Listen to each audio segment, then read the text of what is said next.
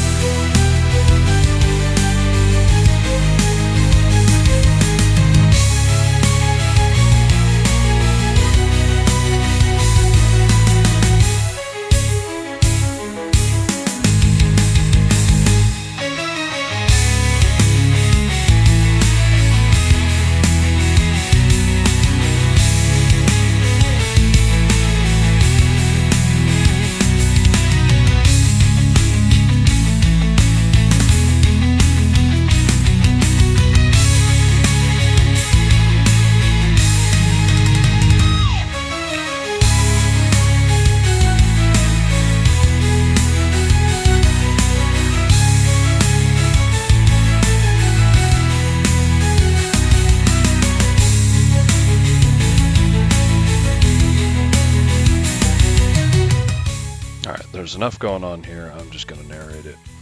Throw the chain over, thinking I'll be able to pick it up. Well, the excavator's not strong enough and the chain's too long. We'll take a little bit out by looping it back around.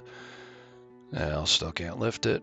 At this point, I still think this machine's got enough oomph to lift it, but let me see, maybe I can drag it. Nope, it's going to push down too much stress on the wheels. So we'll come try from the other side. Loop it around. Same issue, can't lift high enough to get it off the ground. About a 6,000 pound trailer. Let me throw some loops in it. Oh, looky there, no difference. A little bit of difference. So we're able to slide. You can see I'm dragging a little bit with the front axle, but we've made progress. Get a little further up, still not going to make it around that tree. Try something different here. Chain to the lowest part of the trailer. Should enable the machine to lift a little higher. Hey, looky there. Get it the rest of the way out.